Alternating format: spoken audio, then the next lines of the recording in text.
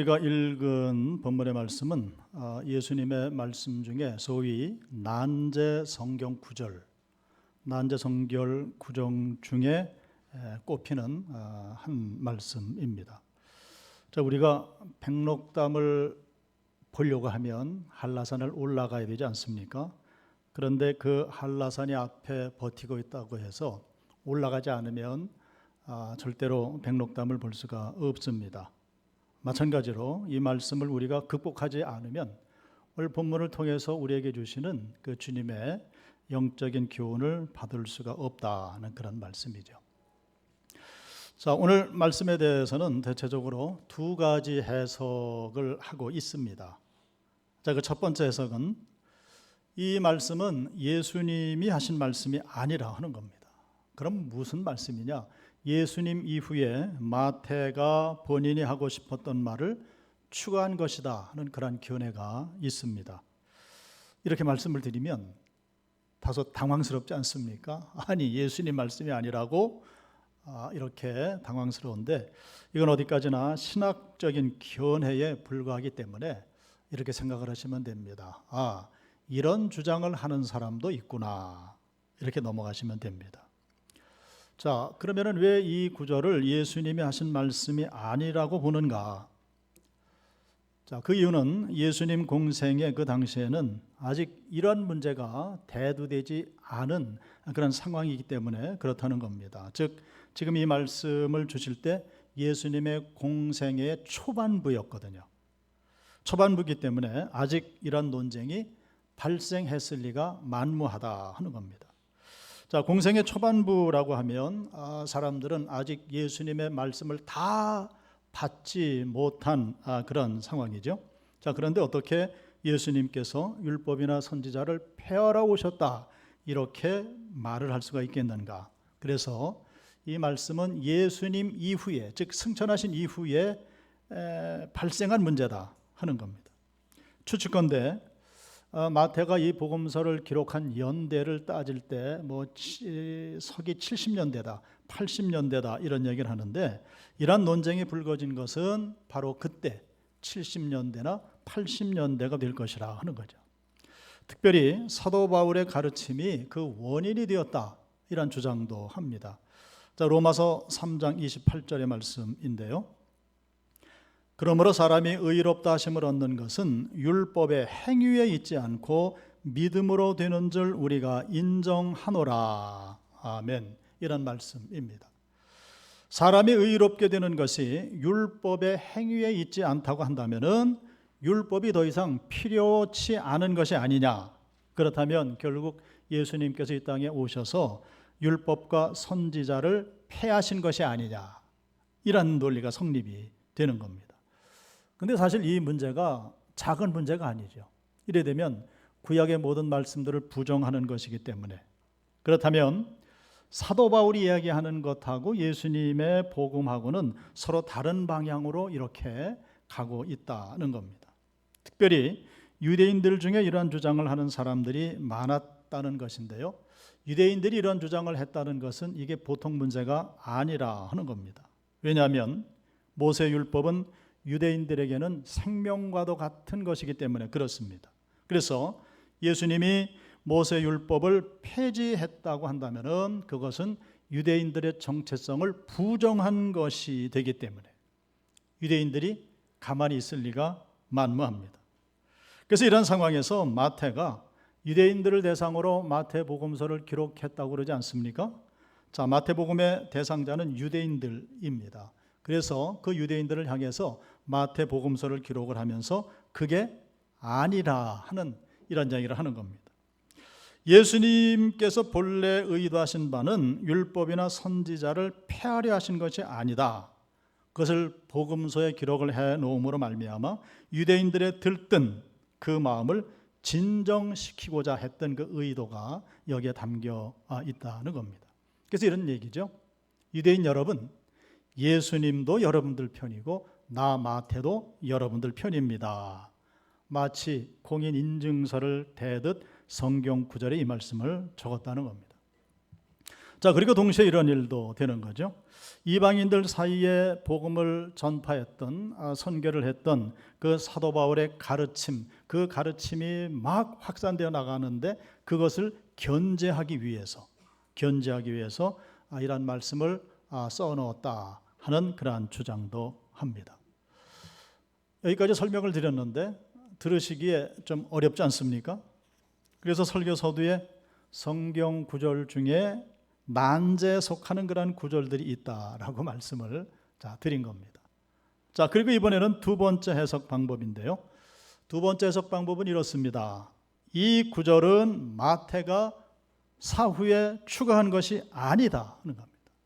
예수님께서 본래 하신 말씀인데 좀 우리가 듣기에 복잡하기는 하지만은 이 말씀 속에서는 예수님의 매우 중요한 신념을 담은 구절이다, 이렇게 해석을 하는 겁니다. 저는 이 해석이 더 신빙성이 있다라고 생각을 하고요. 그래서 오늘 설교를 이 두 번째 해석 위주로 이제 펼쳐나가려고 그럽니다. 자, 이 말씀이 복잡하다, 어렵다라는 말은 이 말씀을 사실은 한 말씀을 주셨는데 주님은 여기에 복선을 깔아 놓으셨기 때문이라는 겁니다. 즉 우리가 이 노래로 치면은 소프라노와 엘토 두 선율이 함께 나간다는 거죠. 그래서 소프라노를 들을 수도 있고 엘토를 들을 수도 있습니다. 저 그 두 선율 중에 첫 번째 선율은 율법의 내면화라는 것입니다. 율법의 내면화. 자, 마태복음 5장 22절입니다. 나는 너에게 이르노니 형제에게 노하는 자마다, 이거 분노하는 거죠. 화를 내는 자마다 심판을 받게 되고 형제를 대하여 라가라 하는 자는, 즉 바보 같은 놈이라고 하는 자는 공회에 잡혀가게 되고 미련한 놈이라 하는 자는 지옥불에 들어가게 되리라는 이런 말씀입니다. 이 말씀 말고도요, 오늘 우리가 읽지는 않았습니다만은 그 아래 내려가면 이 간음에 대한 말씀을 하시죠. 이것도 똑같은 취재 말씀이라는 거죠. 자, 마태복음 5장 27절 28절입니다. 또 간음하지 말라 하였다는 것을 너희가 들었으나 나는 너희에게 이르노니 음욕을 품고 여자를 보는 자마다 마음에 이미 간음하였느니라, 이런 말씀입니다. 이 말씀의 키워드는 마음이라는 단어입니다. 그러니까 뭐 살인이든 간음이든 그것이 외적인 행위로 나타나기 이전에 마음의 차원에서 시작이 된다, 그런 말씀이죠. 그래서 마음에서 살인을 하든 간음을 하든 이미 그것은 죄로 성립된 것이다, 이런 가르침을 주시는 겁니다. 그러므로 하나님의 율법을 어떤 외형적인 규칙이나 외형적인 규례 정도로 지켜서는 의로워지는 것이 아니고요, 마음속에 그 율법을 담을 때, 마음속에 그 율법을 새겨 넣을 때, 그때야 진정한 의로움이 나타날 수가 있다는 거죠. 그래서 진정한 거룩함은 외적으로 드러나기 이전에 사람의 내면, 사람의 마음에서 비롯되는 것이다 라는 의미의 말씀을 예수님이 우리에게 주시는 겁니다. 그런 모습들 있지 않습니까? 까만 성경 찬송가를 옆에 끼고 하고 들어오면 외적으로는 거룩한 것 같은데, 근데 정작 문제는 무엇입니까? 그 마음이 어떠냐 하는 거죠. 그 마음이 어떤 것이. 자, 이러한 예수님의 말씀은 충분히 일리가 있는 말씀인데요, 신약 성경의 다른 구절과도 일치하는 그런 말씀입니다. 자, 고린도후서 3장 3절 말씀입니다. 너희는 우리로 말미암아 나타난 그리스도의 편지니 이는 먹으로 쓴 것이 아니요 오직 살아계신 하나님의 영으로 쓴 것이며 또 돌판에 쓴 것이 아니요 오직 육의 마음판에 쓴 것이라. 아멘. 이렇게 되죠. 하나님의 계명은 돌판에 새겨진 계명이 아닌 성령으로 우리의 마음에, 즉 신비에 새겨진 그런 계명이라는 겁니다. 자, 예수님이 오늘 본문에서 우리에게 주신 말씀도 이 같은 맥락의 말씀이죠. 그래서 예수님이 이 땅에 오신 목적은 하나님의 율법을 성령으로 말미암아 우리의 마음에 새겨 넣기 위한 것이라는 거죠. 그래서 우리의 마음으로부터 하나님의 뜻을 행하게 하기 위해서 율법의 내면화, 율법의 내면화를 이루신 것이라 하는 겁니다.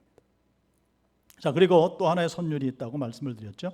두 번째 선율은 도덕론자들의 위선을 지적하시기 위한 것이라 하는 겁니다. 자, 우리가 이것을 잘 볼 수가 있어야 되는데요. 도덕론자들의 위선이다. 이게 참 어려운 말씀인데요. 이것을 아주 우리가 쉽게 이해할 수 있는 게 있습니다. 뭐냐면 종종 보면 그 공직자 인사청문회 하는 것을 우리가 보게 되지 않습니까? 자, 오해는 하지 마시고요. 여당 야당 어느 편도 아니고 그 여당 야당을 떠나서 제가 말씀을 드리는 겁니다. 자, 공직자 인사청문회를 보시면은 어떤 생각이 드십니까? 저는 드는 생각이, 야, 이거 언제부터 우리나라 국회의원들이 저렇게 도덕론자들이 됐을까? 그런 생각이 듭니다. 청문회 하는 것을 가만히 보고 있으면은 이 공직자를 세우는 게 아니고 무슨 성직자를 임명하는 것 같은, 성인 군자를 뽑는 것 같은 그런 생각이 자꾸 들어요. 그래서 그 대상자에게 계속 질문을 하잖아요. 뭐 이런 질문들, 뭐 과거에 집을 뭐 샀느니 어쨌느니, 지금 집이 2채니 3채니 막 이런 거 따지고요. 뭐 위장 전입을 한 적이 있니 없니 막 이걸 따지고, 과거에 무슨 발언을 했느니 막 이런 것들을 전부 뒤져 가지고 나와서 이런 식으로 사람을 어떻게 해요? 신상털이를 한다고 그러잖아요. 뭐 그렇게 하다 보니까 저는 그런 생각했습니다. 야, 우리나라에 공직자를 할 수 있는 사람이 있을까? 여러분들은 어떠십니까? 여러분들은 자신 있습니까? 공직자의 자격에 물론 도덕성 필요한 것입니다. 그거 필요하지만은 더 중요하게 봐야 될 것이 있지요. 그것은 그 사람의 직무 수행 능력이라든가 또한 그 사람의 리더십, 그리고 그 사람이 가지고 있는 나라와 민족을 위한 어떤 비전, 건전한 그런 비전들, 이런 것들을 먼저 봐야 되는데, 그런데 도덕성을 따지다 보니 정작 중요한 알맹이들은 다 놓쳐버리는 거죠. 자, 그렇게 청문회를 하는데 그 모습을 보면서 또 그런 생각을 해요. 그렇다면 청문회를 하고 있는 국회의원들은 맑은 물같이 도덕적인 삶을 다 살고 있는가? 이것은 사실 도덕성을 중요하게 여기기 때문에 그러는 것들이 아니고, 사실은 도덕성의 이름으로 정치 노름을 하고 있는 것이다. 그런 것이죠. 뭐 극히 일부이기는 하겠지만은 또 일부 국민들은 그런 정치인들의 여론몰이에 끌려가고 있는 그런 모습들을 보게 됩니다. 그런데요, 이런 모든 것들을 떠나서, 이 차원을 다 떠나서 우리가 하나님 앞에서 물을 수가 있어야 됩니다. 인간이 과연 그렇게 도덕적인가? 과연 우리는 도덕적인가? 혹시 우리는 말이죠, 내가 갖지 못한 것을 남에게만 요구하고 있는 것은 없는가? 자, 오늘 본문에서 예수님이 말씀하고자 하시는 것은 유대인들 중에 모세의 율법과 선지자를 강조하려는 그런 사람들을 염두에 두고 하시는 그런 말씀이라는 거죠. 그래서 오늘 말씀을 이렇게 시작을 합니다. 내가 율법이나 선지자를 폐하러 온 줄로 생각하지 말라. 폐하러 온 것이 아니요 완전하게 하려 함이라. 아멘. 그래서 제가 이 모든 말씀들을 의역해서 한번 적어봤습니다. 한번 들어보시기 바랍니다. 너희는 살인을 하지 않았기 때문에 스스로가 의롭다고 생각하느냐? 천만의 말씀이다. 마음속에 형제에게 노하고 형제를 욕한 자는 이미 살인한 것과 마찬가지다. 너희가 간음을 하지 않았기 때문에 스스로가 의롭다고 생각하느냐? 천만의 말씀이다. 여자를 보고 마음에 음욕을 품은 자는 이미 마음에 간음을 한 것과 마찬가지다. 진정한 의로움의 기준을 외적인 행위로 따지기 이전에 내면에서 찾는 것인데, 그렇게 생각하면 너희 도덕론자들도 불의한 것은 마찬가지다. 나는 율법을 어기지 않았기 때문에 의롭다고 스스로 생각하는 사람, 그리고 남을 비판하는 사람들도 불의하기는 마찬가지라고 생각한다라고 주님이 말씀을 하시는 겁니다.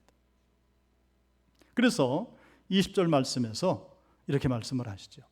내가 너희에게 이르노니 너희 의가 서기관과 바리새인보다 더 낫지 못하면 결코 천국에 들어가지 못하리라. 아멘. 이것도 어려운 말씀이죠. 예수님 당시에 서기관들과 바리새인들의 의, 그들의 의는 아주 대단한 것이었습니다. 그들은 탁월한 신앙인들이었습니다. 열심히 믿으려고 노력에 노력을 경주한 그런 사람들이었습니다. 그런데 예수님 말씀하십니다. 그들보다 의가 낫지 못하면 천국에 들어가지 못한다. 이렇게 말씀을 합니다. 자, 여기서 우리는 우리 인간의 의가 어떤 것인가를 하나님 앞에 솔직히 볼 수가 있어야 됩니다. 그것을 가장 잘 나타내주고 있는 말씀이 이사야서 64장 6절의 말씀인데요. 이렇게 말씀을 하십니다. 무릇 우리는 다 부정한 자 같아서 우리의 의는 다 더러운 옷 같으며 우리는 다 잎사귀같이 시들므로 우리의 죄악이 바람같이 우리를 몰아가나이다. 아멘. 우리의 의가 어떻다고요? 더러운 옷 같고 시들은 나뭇잎 같다. 그래서 그 죄악이 우리를 바람같이 몰아가고 있다. 그것이 우리의 현실이라는 거죠. 그러므로 저와 여러분이 우리의 의가 더러운 옷과 같고 시들은 나뭇잎 같다라는 사실을 깨닫기 이전에는 우리가 하나님 앞에 나와서 회개한다고 하는데 이걸 깨닫지 못하면 그것은 진정한 회개가 되지 못한다 하는 거죠. 만일 바리새인이나 서기관의 의로서 사람이 천국에 들어갈 수 있다면 예수님 이 땅에 오실 필요가 없었겠죠. 오시지 않아도 됐습니다. 그런데 예수님 말씀을 하십니다. 내가 율법이나 선지자를 폐허로운 줄로 생각하지 말라 하는 겁니다. 예수님이 인간의 종교적인 노력을 부정하는 것은 아닙니다. 폐허로운 것이 아니라 어떻게 해요? 완전케 하기 위해 왔다 하는 것. 그보다 더 나은 그 의, 더 완전한 것을 주님은 우리에게 요구하신다는 겁니다. 자, 성도 여러분, 이렇게 우리 생각할 수 있습니다. 하나님이 우리에게 요구하시는 의를 그저 한 반 이상 되면 괜찮지 않을까? 아니, 조금 더 해서 한 80%, 많으면 90%까지 하면 좀 괜찮지 않을까?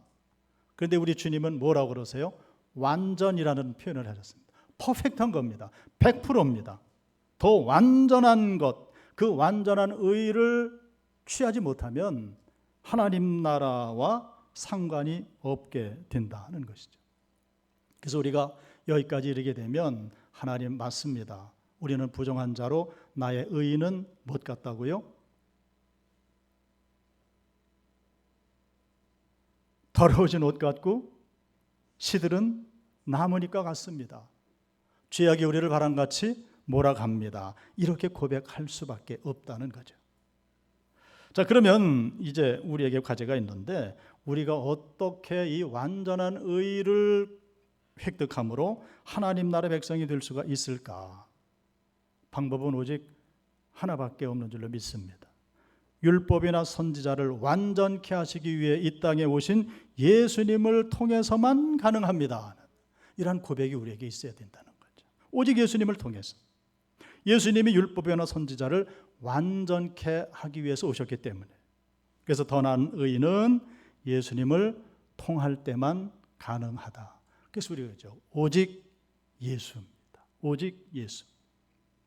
그러므로 이 모든 것들을 종합해 보면은 마태가 바울의 가르침, 바울의 모든 신학을 부정하는 게 아니고 그 모든 것들을 포함하고 포괄적으로 다 안고 있는 거죠. 의로움은 여전히 결론은 믿음에서 난다 하는 거죠. 그래서 하나님께서는 일찍이 창세기 15장 6절에서 이렇게 말씀을 주십니다. 아브라함이 여호와를 믿으니 여호와께서 이를 그의 의로 여기셨다 하는 것.